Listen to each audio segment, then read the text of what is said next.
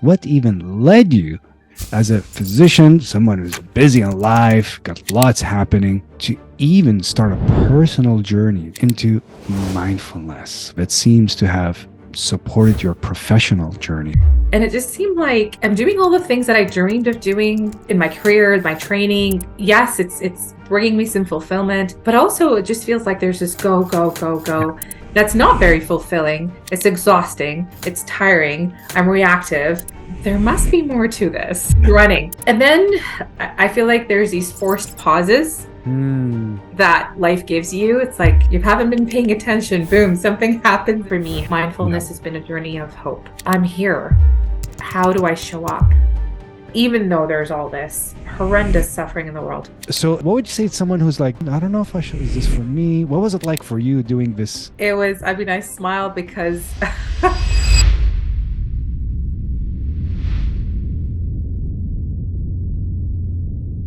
I just want to quickly thank you for beginning to watch this podcast episode.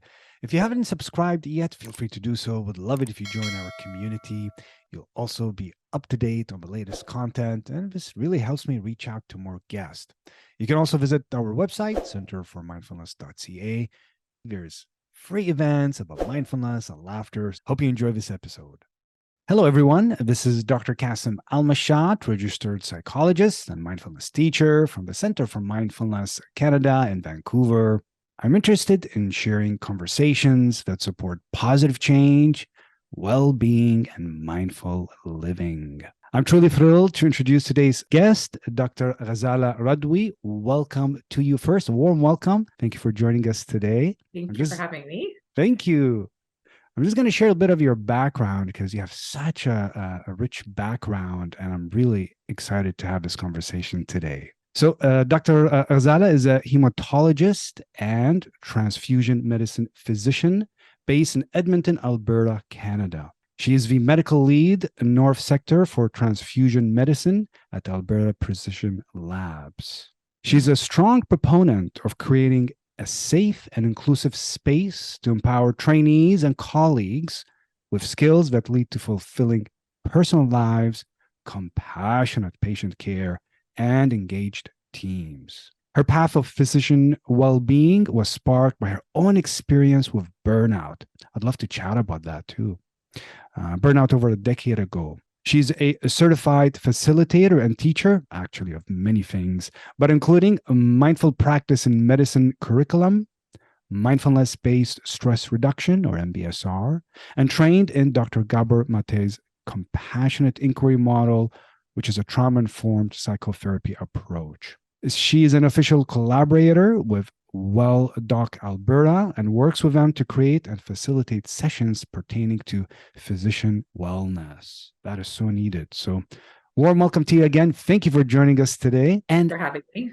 Thank you. And I'm curious if we can begin with just your journey into mindfulness. What even led you as a physician, someone who's busy in life, got lots happening, to even start a personal journey that seems to have supported your professional journey? So, what even got you started in this journey? I've thought about, I've been asked this question multiple times before, and I often go back to about 5 years ago. But actually, just while you were asking me right now, I think it goes way further than that. It goes back into my 20s and I didn't formally call it mindfulness at the time or know anything about the word mindfulness or meditation or MBSR or any of that. But what I did notice at the time was the mind kind of having this kind of inner voice and a life of its own, and that it would lead you to places. And so that noticing that there could be the possibility of another way of being in this world. I remember waking up to that in my 20s. So that's 20 years ago. And so I remember getting really curious. And to me, it was a form of spirituality and kind of inner work from that perspective. Like there must be a different way of living, like this sort of waking up, going to work. I was in residency training at the time, a busy life, go, go, go. And it just seemed like I'm doing all the things that I dreamed of doing in my career, my training. Yes, it's bringing me some fulfillment, but also it just feels like there's this go, go, go, go. That's not very fulfilling. It's exhausting. It's tiring. I'm reactive, I'm Mm. irritable, I'm exhausted. There must be more to this than this constant running. So I want to say that those seeds were laid in my 20s. And so I read through different authors, different books. And one of the books that I came across, not in my 20s, but later on, was Michael Singer's The Untethered Soul. And he Mm. talks about, that inner voice that kind of has a mind of its own. It's like this Yes. roommate you constantly have in your brain. And so the seeds were laid like way early, and I was kind of in and Mm. out of this, sort of dabbling in it, and didn't have as much time, I think, to explore, because I was doing, residency after residency training, Yeah. early career, all of that. And then life came to kind of, I feel like there's these forced pauses Mm. that life gives you. It's like you haven't been paying attention, boom, something happens, and Yeah. it really forces you to pause. And one of those forced pauses for me came when my daughters, who are now 6 years old, almost 7, my twin Mm. daughters, they were born preterm at 31 weeks. And, Mm. and that was like a huge forced pause, Wow. completely unexpected for me. And I was on the go as always, trying to get through so much work wise, planning ahead. I'm going to take mat leave. It's going to look like this. I'm going to go here. I'm Mhm. going to do this. Need to finish all this work. And then boom, there's a whole other plan. Somehow the plan we have a very clear, like, it's going to go like this way, and this is going to happen, and this way, and the life happens. I had like plan A and B and C and thought out details. And Mm. well, this was plan, I don't know, X that Yeah, I just showed up. completely completely unexpected, right? And Yeah. everything I had planned was completely derailed. And Mm. I didn't even have time to, like, I had to just deal with what was, what is right now. And so that was, and I remember feeling just so disoriented, and it was just so shocking, all of it. And then the girls were in the NICU, and they had just a month later come home. They're like tiny little babies, fragile, and just kind of in this constant fear and hypervigilance of how are we going to do this. And then I had a massive pulmonary embolism Oh. that I kind of ignored initially, even though I'm a hematologist and should know better, but Mm. ignored the symptoms because I was just pushing through. That's what happens when your mind is No so, time to, no like, time. just gotta.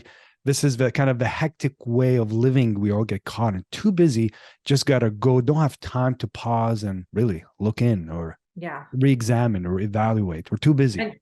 And then Yeah. just disconnected from the body in the head. So your body's giving you these signals. There was like chest pain, shortness of breath. It's like, no, it must be this. It must be, ignore it, and keep going, right? Until my body, like, until I got a second bout of like extreme chest pain that I couldn't ignore now, because I was like, I can't breathe. I feel like I'm going to die. Oh, wow. And then I took myself to the hospital, and it was a massive pulmonary embolism on the left side. And I was admitted to hospital, 10 days in hospital. So with like two little tiny babies at home. Oh, wow. So how old were they by then? They were like, so technically 4 weeks later, so 35 weeks if they had been Wow. gestation. So they were like a month old Yeah. in terms of life. So really young. So here you are, and these are your the first birth that you've had. No, No, you've these had are, I have my son is older. son. So So yeah. here you have an expanding. Your kids are more than one. All of a sudden, you have three, and then boom, life Yes, says and you I'm need in to hospital with pause. this, and Yeah. it's completely unplanned, and we didn't even have like anything set up for them, clothes, car seat, Mm. all of those things. And so that was my first pause that really made me, those 10 days in hospital where I was literally like couldn't breathe and I needed help to even get up and use the bathroom. And it was because the massive PE had infarcted part of my lung. And so it was a big deal. I'm so Yeah. much pain. And yeah, so that I think was such a like drastic wake up to the breath. Like it's like, hello. Oh, I gotta notice my breathing. It was like, oh Yeah. my God, the breath that we take for granted. I couldn't Mm. breathe without like severe pleuritic pain until they were able to put the continuous analgesia and whatever. And I needed strong doses because it was like one of the most horrible pains ever. Mm. And then when I could breathe again, just the gratitude of that, it's like, oh my God, the things we Yeah. don't pay attention to. And so that, I would say that was the beginning of even understanding the breath Mm. and the body, and like connecting. And then from there on, I started to look into, okay, there must be a component of stress in this, because I was extremely stressed in that pregnancy. Yes. And I was constantly pushing my body with twins, Mm. constantly pushing against my sort of limits, the window of tolerance or whatever, Yeah. constantly ignoring it, constantly pushing, completely ignored signs of like preterm labor, had to literally be forced to be admitted by my colleague and friend who was my obstetrician at the time. Just a very different headspace than I'm in right now. Yeah. So something really kind of big had to happen for me to really start to pay attention. Yeah. This thing you remind me as you're sharing this, paying attention when something happens in life that forces us to pause, like you're calling this forced pause. And there's an interesting quote that Pema Chodron, meditation teacher, she says, illness is the Western form of meditation. Illness. Mm. When something happens and it's like, boom, okay, I gotta wait a minute. I can't keep up how I've been keeping up. Yeah. Something makes us step off the treadmill. And Mm. sometimes the more stressed we are, and this is what you're describing, stress is we start spinning faster on the treadmill, thinking that will Mhm. fix it. I just go faster, more. And I wonder if you can say something about, a lot of people feel too busy to start a mindfulness practice. Like, why would I even do that? I'm already stressed. I'm already busy. Like, are you kidding me? Stop and try to meditate. What is that going to do for me? So I'm wondering for you, what would you say to someone who finds it like they don't have I time? Is, think is it really worth it? Is this thing worth it? absolutely. Absolutely. I think the more you feel like that, I think it's really important to realize that feeling of, oh, it's not even worth it, what's the point, is just part of that mindset and that framework Mm, of the nervous system being so ramped up.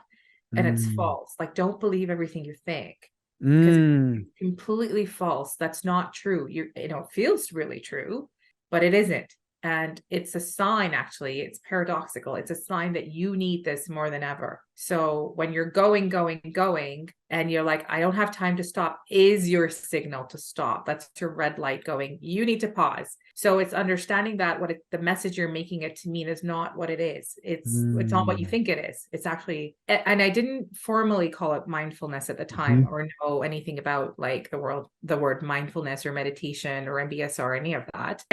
So you spin for a bit, you're like, whoa. And it's almost like it gets worse before it gets better, because Mm, now you stop and you become aware of what you're feeling. Like, oftentimes when I'm introducing this to groups, some people have a really difficult experience. It's very hard for them to be still, because they begin to notice the aches and pains, what's happening in their cell, in their body, and they go, this feels gross. yeah. And then they're So like, we don't want to feel it. we don't want to feel it, Yeah. and it feels gross and unpleasant, therefore it must not be helpful. And I Mm, think that's where the major like change for me was. I mean, that's just our inbuilt responses to anything that's unpleasant or pain, is to turn away from it. But mhm. that's just a reflex. It's not always what's necessary and what we can choose to do. Nor is it supportive for healing, but it's like you're naming it. It's like a reaction, a reflex. It's not pleasant. I don't want to look there. I don't want to go there. And sometimes when people begin a mindfulness practice, and they do like a sitting meditation or lying down or walking, I'm really tense, or I've got pain here, or I'm agitated. I don't feel blissed out meditating. And that's not what mindfulness form of meditation is we're actually what you described, turning Yes. to what's here. And so I guess you began turning to things in yourself and your own life. And what was that like? As if again, physician, but just got a full life. It's not like Yeah. you're a physician and you have like a holiday rest of life. Like you got a full life outside being a physician. Yeah, I mean, and 3 kids. And then at that point, I had moved jobs, and, Mm, was in a new job, and the twins were a year old. My son was 6, and new job, new city, reestablishing kind of in a new place, and all of that stress. And then mm, I had to do something. mm, There had to be a way. So I started to use some of these apps, the 10% mm, app, because I like Dan Harris's style. mm, of like, just he's very matter of fact, not woo woo and all this kind of stuff, just very matter Mm. of fact. And also had like 60-second meditations, which Mm. he would be like, put it on, and then he would light guidance, because I mean, it's only 60 seconds, right? Right. And then at the end of it, he would be like, there you go. That was 60 seconds. You just meditated.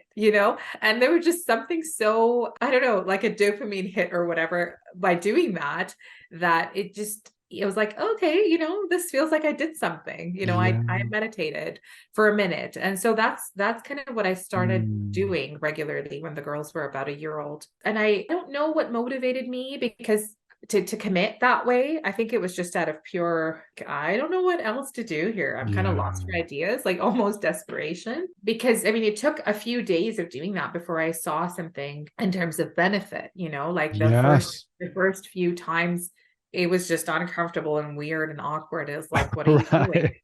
So needing some patience as we begin a mindfulness journey, because we may get annoyed or irritated or like nothing happens. You're like, that's it. Yeah. And it's so much easier reading about it, right? Like he had a book, I think called Yes. 10% Happier, I think it's called, the book, or Yeah. it's so much easier to read it than to actually, and it made sense. Like logically, you're like, oh, this sounds great. And then you're like, okay, let's try it. And you're like, oh my God, even 60 seconds feels like a really long time. So I just started doing that. And then I would literally like lock myself in the bathroom at times to just finish the 60 seconds if the girls were awake or the Mm. kids were awake. I put a timer. I would do that at 6 a.m. for a minute Mm. when I woke up. So you committed. There's I did. something. So there's something about you decided you want to start and you committed. Whatever the step was, here was 1 minute. Let's begin. So you gave it a chance. You actually gave it a chance to see for yourself, is this going to help me? So that's not easy to do. And you did that.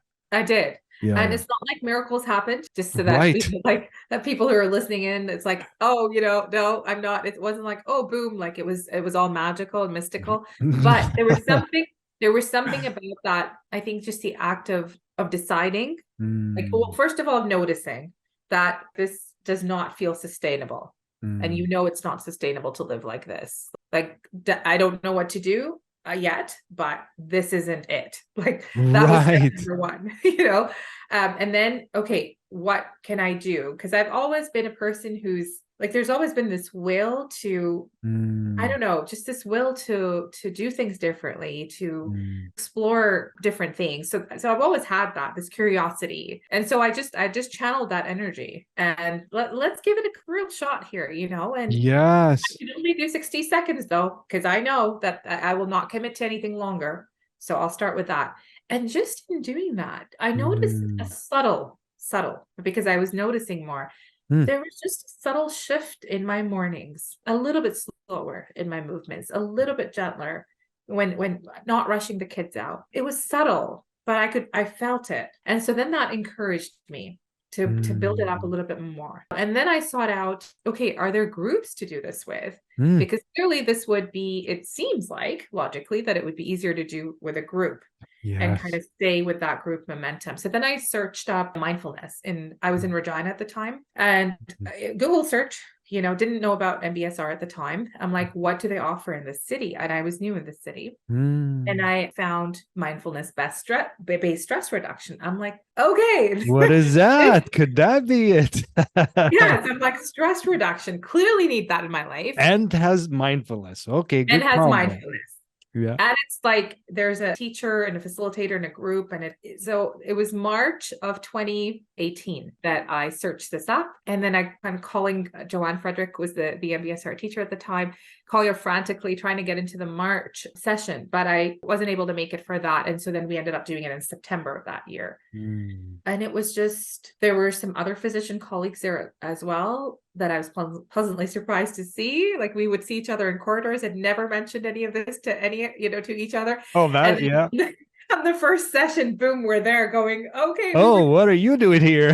we were just in a meeting together earlier today, and it was like, because I think for physicians as well to kind of reach out for help, it's there's almost like there's this barrier. Yeah. It's almost like there's a stigma of even saying that you're vulnerable, needing help, or that you're feeling Yeah. burnout or whatever. So we hadn't really mentioned it, but Yes. And keeping like a certain, it's not a fake, but a certain like protective facade. Like I'm just a physician and, not like, what if somebody else is going to show up in the group? And that actually is one of the things I so appreciate when physicians take mindfulness-based stress reduction. And when they show up to the program that I teach, it's like, oh, thank you. And yeah, some don't share very much. It takes them a little bit, and some go right into it. So I was like, yeah. this is what we're needing. But I want to go back to something you were saying, Hmm. which is I think is really helpful for everyone to hear. When you began your journey, you felt you needed something, Hmm. can't continue as is, Hmm. but not knowing and don't know what it's going to look like. And I don't know what this mindfulness based stress reduction will help me or what is it, but you Mm. had a willingness for not knowing, embarking on a journey. Yeah. That so you didn't have like by the end, I'm gonna have just this. You're like, things have to change. I don't know how it's gonna look. I'm willing to give it a try. Yeah. And what did you discover by the end? And So it's interesting that you note that point, because I would say like if there's one theme in my life, that's the theme, is that I always mm. have, I don't always get there willingly. Sometimes I get there screaming and yelling. So just so we're clear. But when I do get there, then it's almost like there's this like, okay, all right, I'm here now. So I'm Mm. going to be open to possibilities and Mm. open to be curious, may or may not work. I don't know what to expect, Mm. but I'm going to give it a shot. And I put myself, immerse in it and give it a fair shot. And so for the MBSR, I remember even from the first session, and I remember like we were sitting in a circle. So this is pre-pandemic, so it was in Mhm. person, Mhm. and the studio where it was being held, it was like this wonderful place, like very Mm. calm and comforting and welcoming, and everybody when they walked in, the energies changed. People, just masks came off, these walls came down a little bit, and there was more of a human connection. But I remember distinctly Joanne saying, okay, we're going to put aside professional titles, all these other things, and we're going to know each other by our first names, and we're humans here connecting with other humans. Mm. And the challenge was to refrain from referring to ourselves through our professional identities, Mm. and to mention, without mentioning any of that, to say why we were there. And I remember going, okay, when I introduce myself and I say, who am I? The question, it's like, who am I? And so that was one of the first things that kind of came to me. I had to give it thought, like, and some of the questions that she kind of posed or helped us go through was like, Mm. let's say something you really like, or I don't know, a memory of something playful that you really kind of just stays with you, like Mhm. it's these human aspects. And so to break it down from that sort of Mm. packaged bio Yeah. CV type, CV, how we present ourselves, like we have this, yeah, pre-packaged, prepared. pre-packaged, right? Yeah, This thing we just put forward. so more vulnerable. Like this is what's yeah. There's something about vulnerability that I'm hearing you describe as you're Yeah. in. Like Yeah. we're putting down some of the walls. Sometimes we need those walls to protect ourselves in certain work environments or with people. And here, entering a space in this MBSR, mindfulness-based stress reduction, like, oh, I want to get to know me. What happens if I lower my own wall? That's actually powerful when it's felt. Like you can feel someone's heart, like, wow, I can relate to this being. Like, Yeah. And who am I behind these? Do I even remember who I am?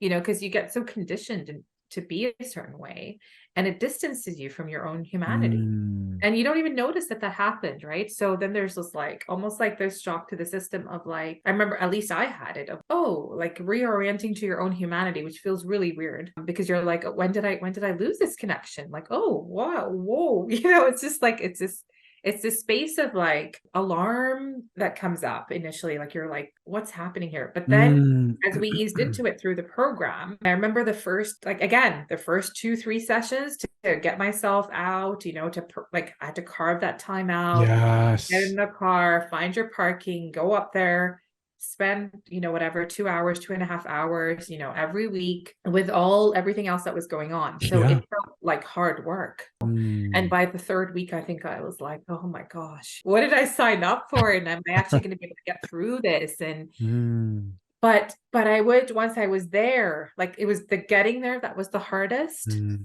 But yeah, once I was there, it was amazing. So then it became, I think I want to say by week 5, it did take that long. It became, I looked forward to going there.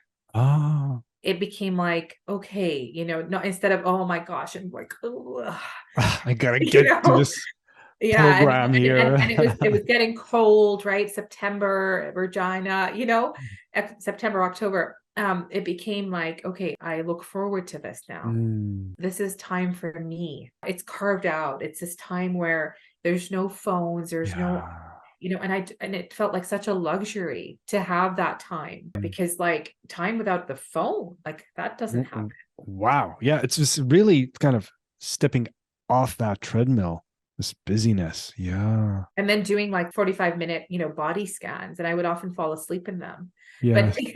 but even that, but even that felt restful, or just the mind resting. So it became something I would look forward to, the shares that would come up, Mm, the bonding that happened, yeah. like I still remember that cohort. I may not remember all the names, but I remember the faces, and I remember where people sat, and I remember some of the stories. Like, they were powerful stories Mm, and things that people had maybe never shared anywhere else, yeah. and so it was just so powerful. I'm getting Mm, goosebumps as I'm sharing this with you, because I remember it just being, I was just so pleasantly surprised and amazed at the power of it as we move forward. And then I mm, remember feeling incredibly sad at the end of it, like yeah. the grief. I was like, oh my gosh, really? This is going to be over? And then kind of laying, I want to say maybe planting a seed, but the seed was already there, maybe putting a little bit of water on it. And as I was leaving, the last session, she said, so when are you signing up for MBSR training?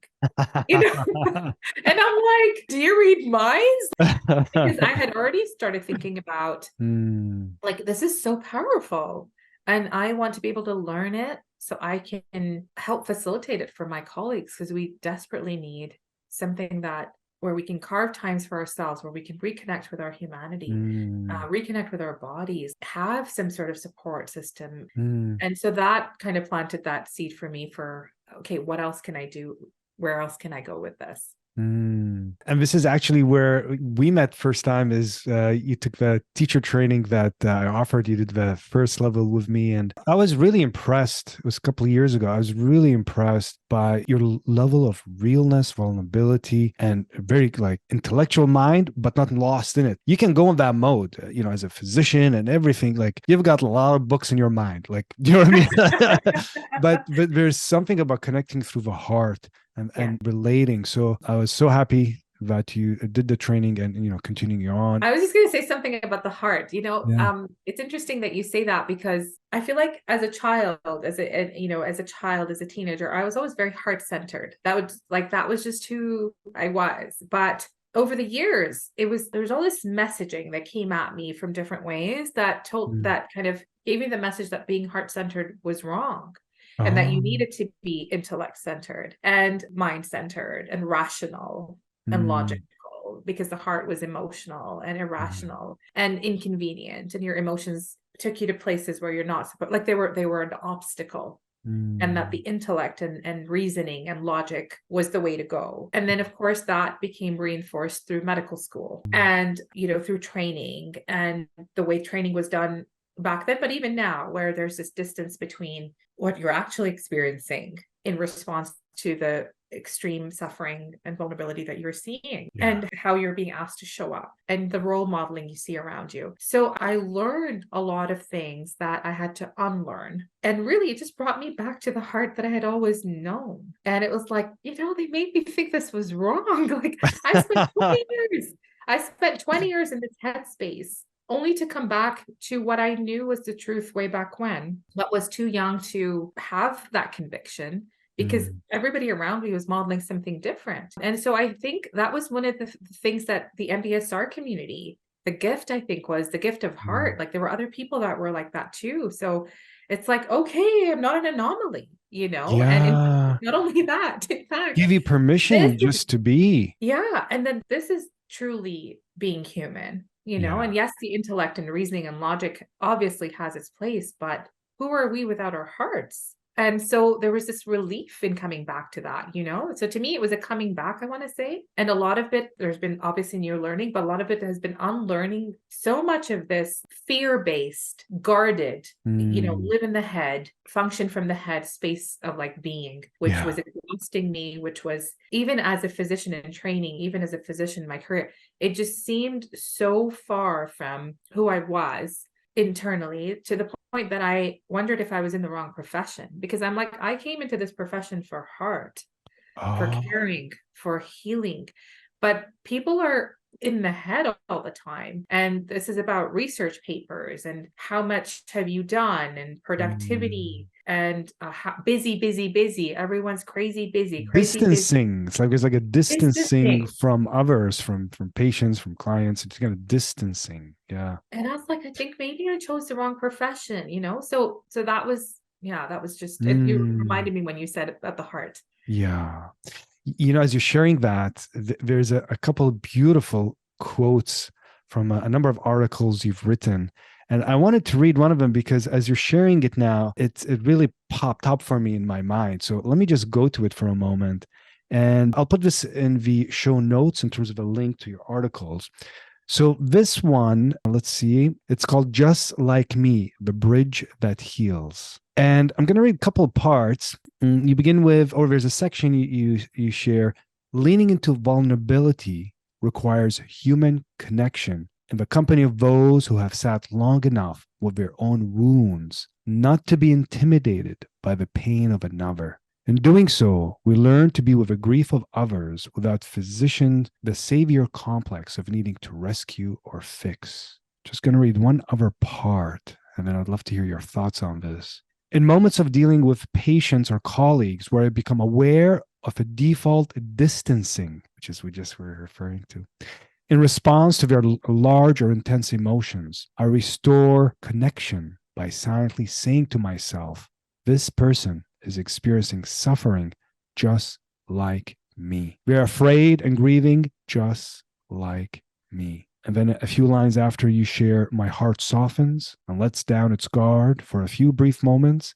I am beside them in this journey called life. How beautiful is that? And I wonder if you can share this, and this can be quite an actionable take home that listeners can Mhm. apply and maybe even saying internally when we're connecting or disconnecting with someone.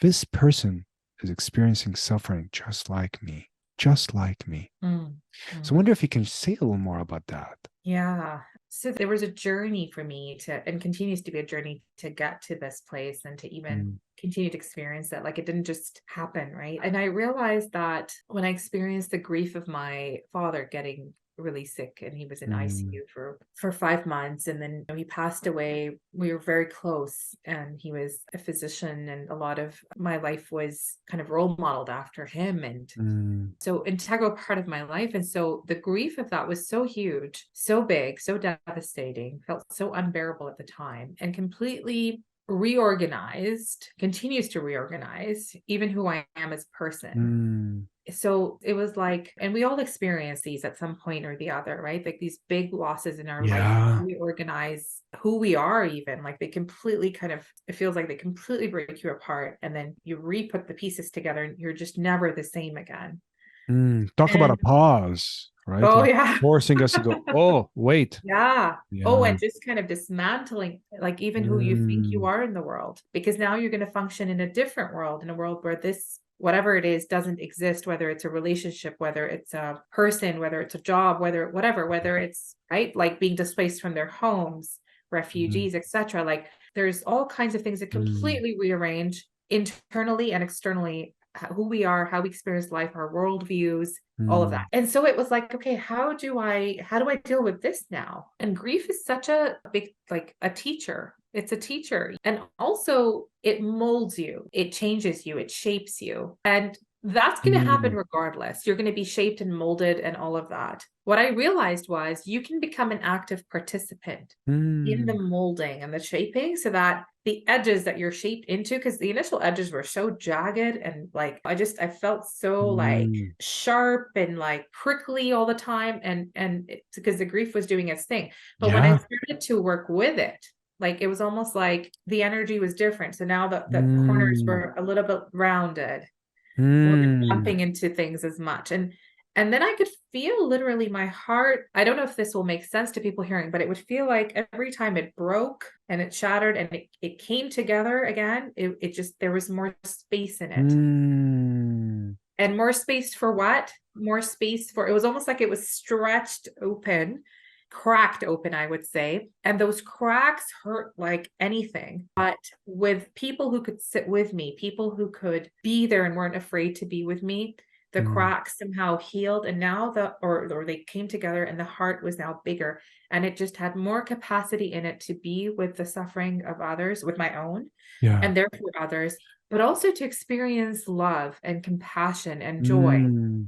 in the same, Yeah. like it was almost like the capacity for both increased at the same time. And so I realized I wasn't afraid to sit with people who had lost a parent, let's say, or who had lost a loved Mm. one. It didn't scare me. As a physician. As a physician, Yeah, as yeah, a person also. It yeah. was like I could be, and I had some of that already to start with. Like, I've sat with people who have cancers, who have loved ones that they've lost because of that. And so I would stay around. I would be there when breaking the bad news, when they were, Mm. after they just experienced the loss of someone, staying with those families, staying with those people, and often just in silence and being there. Yeah, Yeah. And so I had experience with that. But when I experienced my own, like it was just so, so much deeper. of course. And I didn't distract from it. I did it in small doses, but I stayed with it. Mm. I stayed with the journey of grief. And that really expanded. Like I said, it just felt like, okay, the more I'm able to do this for myself, this is why people aren't able to do it with others, is because they've never sat with their own grief long enough. Yes. So they're being triggered by someone's pain, not because they're judging that pain. It's because it's bringing up their own and they haven't even sat with it yet. And so they want a distance, not just from the pain of others, but really from their own. Ah, so that's really what they're distancing from, is feeling something that would touches something in them they haven't felt or not wanting to feel. Like Yes. not wanting to feel. There's something that you named about working with. You decided to work with, and I'm wondering what does that mean or look like for you in terms of mindfulness and how it might have supported you in working with this grief. Like what for those who maybe are not new to mindfulness, like what does that look Yeah. like working with? It looks like it doesn't have a specific, like, Mm. here's how you work with it. One, two, Right. Not a, so number one, it's not a formula. no. All right. Not a formula, nothing, Yeah. and nothing you can really predict or prepare for. Yeah. It really, it's about being with what's here, okay? And what's here might be extreme feelings of despair, hopelessness, Mm. confusion, and then the physical symptoms that come with it, the Mm. heaviness in the body, like the density. I can't get up, I can't move, I can barely function, in terms of physically, like feeling all of that, feeling the Mm. waves of pain, feeling the pain in the heart, sitting there like in a fetal position, just crying at times because that's what felt supportive, Mm. and trusting that it was a wave that would, yes, it would get intense before it got better, but then it would, with time, experiencing and seeing that it went up in intensity and then it would, and maybe didn't ebb and go away completely, Mm. but But there was a cycle. Yeah. as you're naming it, that even means you had the awareness, which is one definition of mindfulness is awareness. Yes. There's a knowing of there's an emotion arising in me. Oh, sadness, or oh, what's happening? What am I feeling? The skill that's really cultivated with mindfulness is getting to know ourselves, getting Yeah. to know, oh, what's this sensation? Why am I so tense? Why, oh, I'm sad now. What's going on? Or why I feel disconnected. Like it's actually getting to investigate, to explore. When you're describing, and those of you who are listening instead of watching, use your hand kind of up and down in terms of the cycles of grief. But being with means you're tuning into it, like, oh, this is what's Yeah. here, and not fighting, not resisting. And all Yeah. these are things really mindfulness supports us. And the classic definition of John Kabat-Zinn, who created MBSR, is awareness that arises when we pay attention on purpose in the present moment and non-judgmentally, which is really like sounds so simple, Oh, but simple, it's but actually it's paying attention. You are yeah, paying you're attention. paying attention. You're being with, Yeah. non-judgmentally. Absolutely. Absolutely. Yeah. And I mean, thankfully, I had already had some background with mindfulness at that point with MBSR, Mm, with some of the teacher training. And so I already had those, some of those skills of like paying attention necessarily mean that you know what to do when things come up. But at least there was this background of, okay, this is what I can bring now. And it still feels like a very new experience every time, you know, the grief would come up. And yeah. every experience, really, there's something new about it, right? And that's the whole idea of mindfulness. It's not, no moment is similar to one that's already Right. passed, and that, or one that will come. And so there is a newness to it, there's an uncertainty to it always. You can't prepare for it no matter how much training you've done from that perspective. Mm, But there was the ability to name, there was the ability yeah. to, there was like a map, if you will, of kinds, or a guide, or of like, okay, how do you navigate this territory? Yes. You know, and so obviously the map doesn't really always equate into the actual place, right? Maps are just like two-dimension things, but there's this, at least there's a guide. And so Yeah. that's how I would phrase it, is that there was that guide, but the navigation was still the navigation. Yeah. And it was Yeah. still challenging as anything, and as human as anyone else experiencing it. But perhaps I had a way of becoming aware of it. I had words, which I find are really, really important. I'm realizing more and more Mm, the ability to give your experience words. I mean, not mm, everything can be described in words. I would say there's some really, really deep human experiences that words are not sufficient to describe, whether it's deep pain, whether it's deep suffering, whether it's deep love and deep joy. Those are not describable, that you just mm, feel them. But having words from them, for them, it gives you access to something, naming it, you can now work mm. with it. And so that's why I wrote those pieces.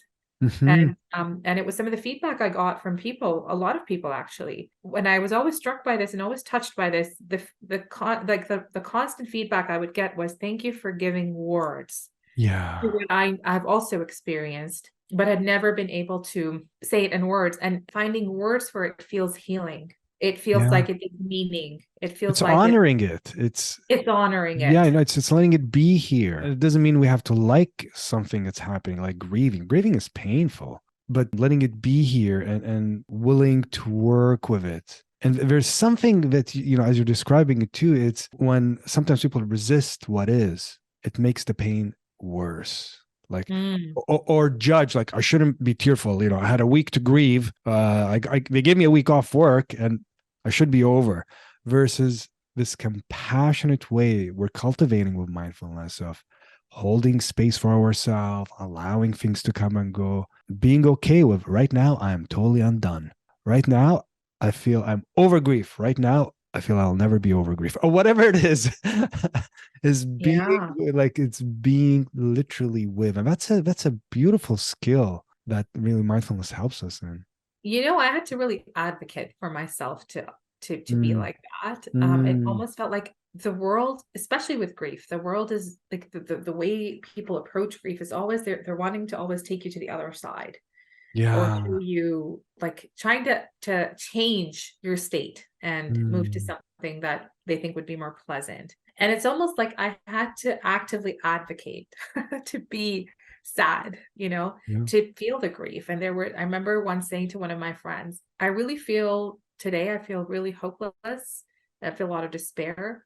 And I just want to stay in bed, Mm, and I just want to stay under the covers, and I want to feel sorry for myself. I want to be there for a bit. And I yeah. don't want anyone to tell me to do otherwise. Oh, why don't you do this? It'll make you feel better. None of that. I actually don't want to feel better. I want to stay I there. want to be in it. I want to be in it. And it's like, and if you're not able to be there with me, fine. But I don't want no one to tell me I don't feel like it right now. And that's where I want to be. And so I allowed myself to Mm, be there. And it felt like I would never come out of there. You know, there's this fear, like if you yeah. allow yourself to sink into that you're just going to live there forever.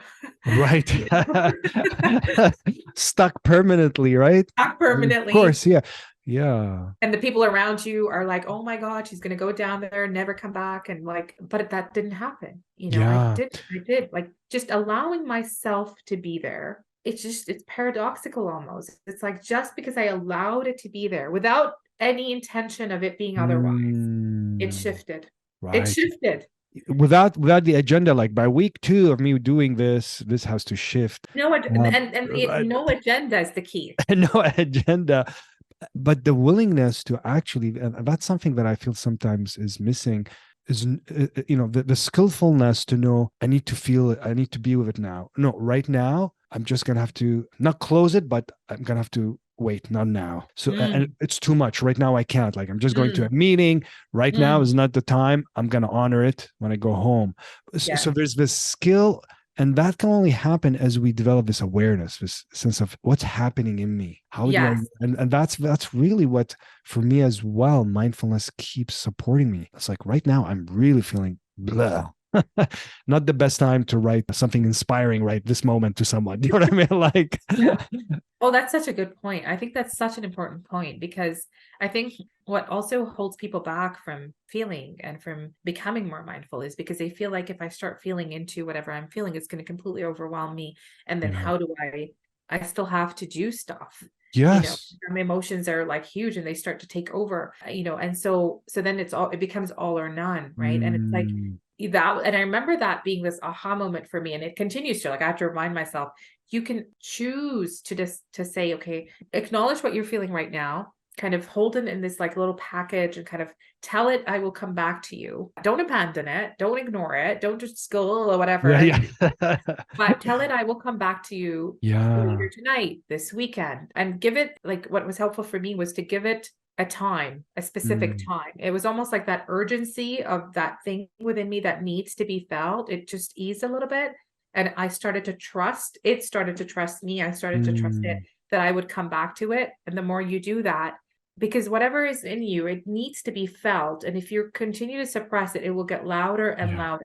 And it will erupt at a time where you're in the middle of a meeting and now you're gonna, suddenly the tears are coming and you're going, oh my God, Yes. what is this overwhelming grief that's happening in front of 25 people? I'm gonna start crying. And it's almost like, it's like I always say it's like a pressure cooker. And Mm, you can choose to turn the thing and let the steam out a little by little so your pressure cooker doesn't explode. right. Uh, so choose how and when you want to let out the steam. You can, with mindfulness, right? Like that's the Mm, skill, is you can begin to become aware, you can begin to make a choice mm, of how and when to work with it and how far to go with it. And I mean, you don't have to do this alone. That's the other message that I want to make sure people hear, is I didn't do any of this alone. I mean, there was mm. a lot of, obviously there's a journey that you kind of have to walk. People can walk beside you, Of course. right? But you have to, and you have to kind of walk it, but no, not underestimating at all. Those people were essential. There were people who sat in the grief with me. There were people who helped me, work through it. And then there was Yeah. professional help. And then there was my MBSR trainings that we were doing, the deep dive. Yes. Yes. So all of that, there were so many things. And the main thing was giving myself permission to get all of that help, and to not, Yeah. and to kind of like shut that voice that was like, you're being self-indulgent, you're so self-absorbed, you're so whatever, because realizing that when I did that for myself, I was able to function in the world with my kids, with my family, with my work, with my colleagues, in ways that aligned more with my heart and my values. Mm. So then it didn't feel selfish and self-absorbed, because it wasn't Right. just me, because a lot of attention was on me, and then you're like, constantly thinking about myself. This feels like self-indulgent, because that's what mindfulness can sometimes feel like. You're always like, it's like, Mm. no, but it has a purpose of helping you meet the world, right? In a Yeah. way that aligns with your values. So then Yeah. it has a different energy to it when you can frame it that way. Saki Santorelli, and I've had him on the podcast as well. Anyone interested in watching that? He was, for decades in the Center for Mindfulness, University of Massachusetts Medical School, and with the MBSR program. And he talks about Hmm. the wounded healer, how we really need to dig deep into that, like valleys, shadows, these areas Oh, of inner, like, whoa, I don't want to go there. And the gold mine is there, is when we tap into those, we can really serve others. So it's really actually incredibly unselfish to do this work, because hmm. it's not going to zoning out, blissing out on something. It's No, actually, it's no. work. But as we transform and work with ourselves, we support others in our families, our communities, Yeah. our nation. Like, imagine if everyone did that. Like I know. that's my vision. It's like, imagine if everyone did this Yeah. mindful works, more compassion and kindness and not judgment. What would the world be like? I wonder. Absolutely. It's this Yeah. vertical dive, right? Like it's this vertical dive down. And I remember Yes. Saki saying like the ability to fall, Yes. let yourself fall. And I remember feeling like that. I was falling, falling, falling, and it felt like there was no bottom. There would never Mm, be a bottom, like during the grief. And then you realize you're not falling. You were never falling. You were kind of flying, floating, mm, and then you kind of just let go of that sense of like needing to control this fall. And it's almost like that swimming in the water, like something kind of starts to float you up and you're like, oh, okay, this is interesting. yes. Um, so I agree with you, like that deep dive. I mean, and it's hard work, it's exhausting. And Mm, that's why people are like, they're like, oh, I don't have time to do this. Because we know this kind of instinctively that it is hard work. yeah. So I Yeah. think what they're saying is, I don't know if I have the energy to do this. It's not about the time. But then on the other side, I would say the flip side of that, and again, this is from my personal, like sitting with it going, well, why should I even do that? It's hard work. And then you realize that, but there's so much energy consumed in not doing it. Yeah. It's It's not like you're costlier. spared. It's It's costlier. it's You're costlier. just I'd not like to. aware. You're just not aware of how exhausted Yeah. you are or how much because you think that's the default and you think this work is harder. And then you start to kind of compare and go, yeah, that's hard. Like being kind of unaware and reactive in the world and kind of suppressing your emotions.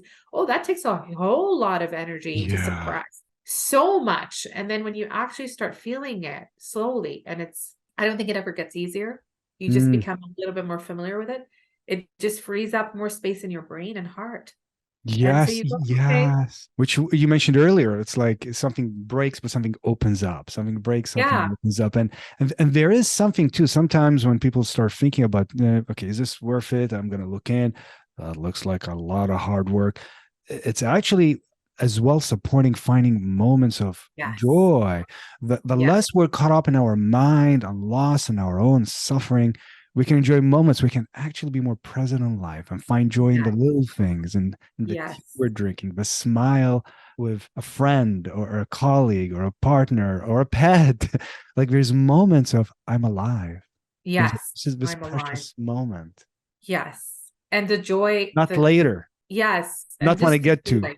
No, and Yeah. delayed gratification, right? That as physicians, we just delay, delay, delay. And then one day you're like, oh, I'm dead today. It's Right. like, I never actually lived the thing.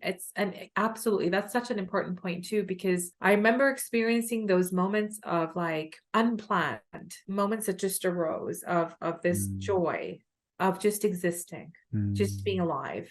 Like these moments of like, and sometimes they were like these peaceful moments of everything's mm, okay, even though there would be a storm around me, but there's just this feeling of, all is good, all is well. mm, Or sometimes there was deep love, like tender love, squeezing my heart when I'm looking at my kids' faces or something. And they were spontaneous moments. They weren't, you can't plan for those, they would spontaneously, right? And they made up for it because I wouldn't experience those necessarily in that kind of boom, boom, boom, go, go, go. There was pleasure from things I mm, did, but this joy was different. It had a different quality to it, and it could only come, it felt like, because this work was being done. right. That Yes. these spontaneous moments of deep love, deep joy, because Yes. they're vulnerable moments, Yes. like allowing yourself to feel joy. Brene Brown always talks about this, right? Like it's one of the most terrifying things because it's a Mhm. vulnerable moment.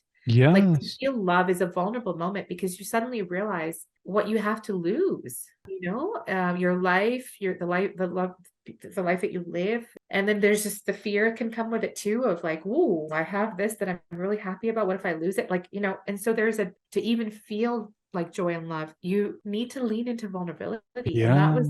And so that's why those moments come from this inner work. Mm, And that's what keeps me motivated, to continue to do this. I wouldn't have it any other way. It's hard yeah. work. sucks sometimes. That's right. It is. It can be, yeah, hard work. And there's something, it just, there's something behind you for those who are listening instead of watching. I wonder if you can read that quote behind you, because it seems to kind of tap into what you just, kind of some of the Yeah, essence of what you're sharing. What is that quote if we read that? it's a little bit cheesy, but Yeah. life isn't about waiting for the storm to pass. It's about learning to dance in the rain. Yeah. So it's not not waiting for the storm to pass, but Well, I yeah. think the storms are always there. I want to say not Yeah. not not from a pessimistic place, but there's always something. Yes. There's always something in life, right? And that's also something I learned is like waiting for like the perfect time, the perfect, like, there is no such thing. No. There's always something. And whether it's in your own life or whether it's in the life of somebody you love or whether it's in the world. So then how do you show up every day Mm, without losing hope? yeah. And so to me, this is a journey of hope. And those Mm, moments of like love and joy, those spontaneous moments of connection with another human being, mm, dancing in the rain is what makes life worth living. yeah. There's a deep message of hope in this for me because I Yeah. tend to feel things really deeply. Mm, And I'm one of those people, I don't know what they call them, but who like kind of err on the side of like feeling that deeply and then feeling like easily feeling despair. And so mm, for me, or feeling overwhelmed by the suffering in the world, because you can tap into it, you can feel it. And it's like, what do you do with all this? And so this for me has been a journey of hope. mm, yeah. Mindfulness has been a journey of hope. I'm here, right? So Mm, how do I show up?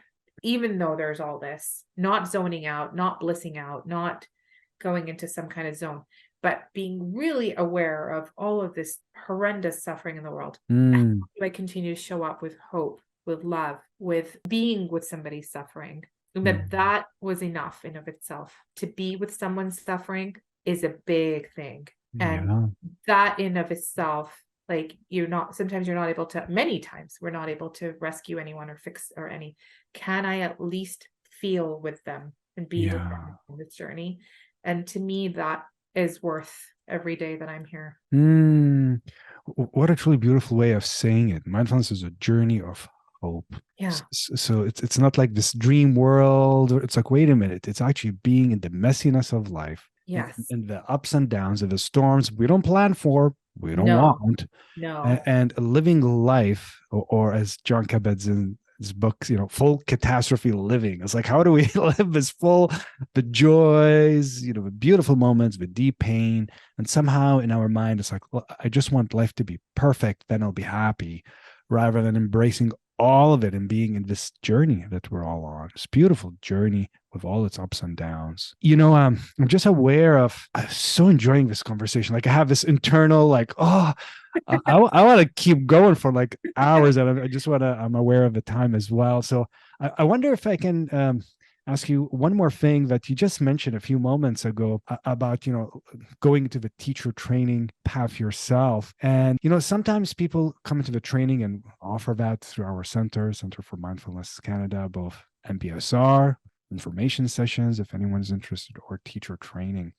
And sometimes people do the training because they want to just understand themselves more. And sometimes they do the training because they want to teach it. So, what would you say to someone who's like maybe done MBSR and they're like, oh, I don't know if I should, is this for me? What was it like for you doing this? I think it was 3 years ago you did that. Yeah, You did that yeah. together. Yeah. Hmm, Yeah. hmm. So, what would you say? It was, I mean, I smiled because I had no idea what I was getting myself into. And I feel like, okay, a bit of a heads up would have been good, you know. Even though you kind of said that in the beginning and we met and what are your goals and whatever, but in a very good way. Yeah. I think initially it was about like the content of the MBSR of like Mhm. it was a much narrower view of what I thought I was going to do with it. And it was very much focused around how I was trained all through, medical Mhm. school. Like here is you do your trainings, you do your observerships, you do your things, and then you kind of run with it and you teach others and you kind of disseminate that. So it was very much part of Mhm. that, like you do a program, you graduate from it, you get your Yeah, certification. like just it's an important step. It's an important Yeah. step. Yeah, yeah, Yeah, it's a certification, right? yeah. Like you get this and then you can use it. And then realizing that the focus at some point like really shifted from that kind of really narrow way of thinking about it to, oh my Mm. gosh, like this is about life. This is about this Mm. vertical internal journey of being with yourself, the darkness inside, the shadow stuff, and the gold that's there then, and coming to terms with humanity, with its Mm. ability to be like with so much goodness, but also so much darkness. Yeah. And how much that spectrum, like a real cost of not waking up to your heart, that you're going to be busy and all of that. There is the cost here of going into the dark and harming others and showing up in ways that are hurtful in the world. And so it was like, oh my God, like this is so much bigger.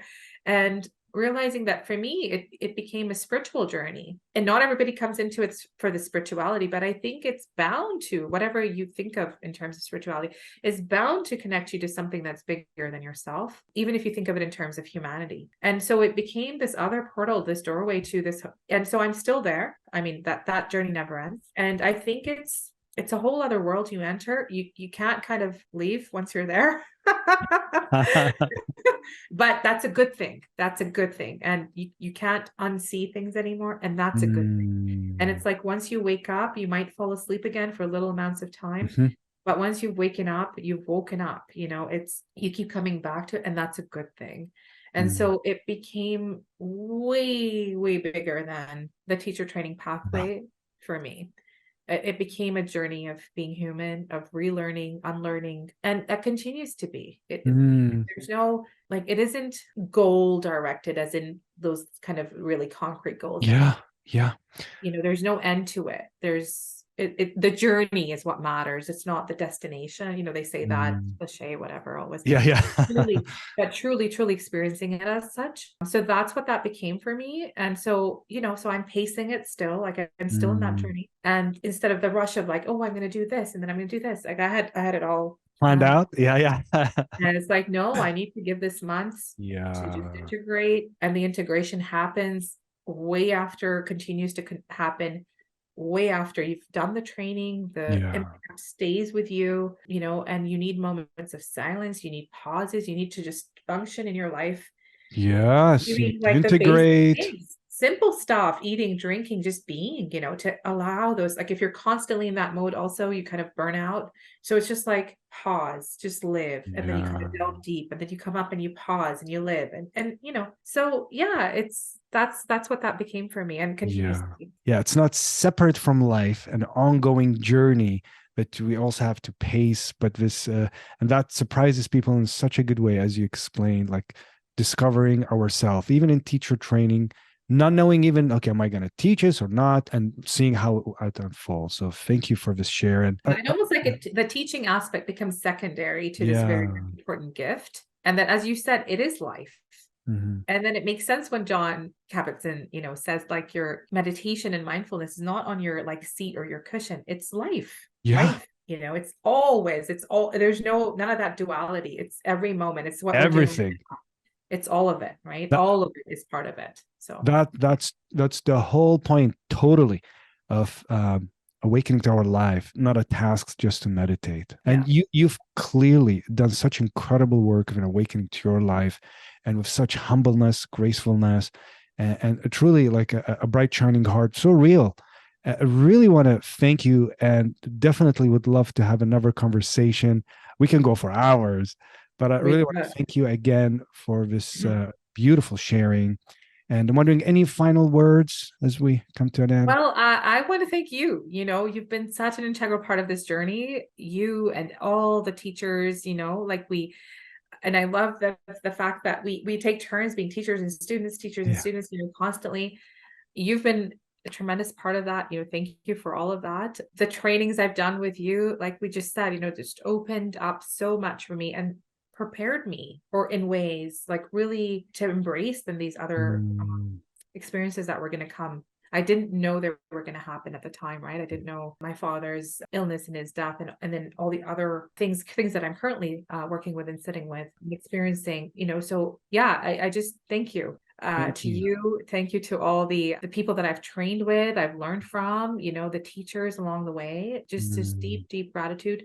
This is work that's done in community. yes. Yes. So I'm so grateful for that. Thank you. Thank you so much, Azada. Really appreciate you. And thank you again for the beautiful shares. And I want to also thank all the listeners. Thank you for your time. Thank you for opening up the ears, the mind, and the heart to what may land for you from today. And I encourage you just to maybe reflect on, sit with, and maybe apply something from today, including, they're like me, just like me, human, just like me. If you found this useful, feel free to share, like, and if you haven't done so, subscribe, whether you're on YouTube or the podcast. Thank you again. May your moments be filled with ease and may you be present in as many of them. Thank you, everyone.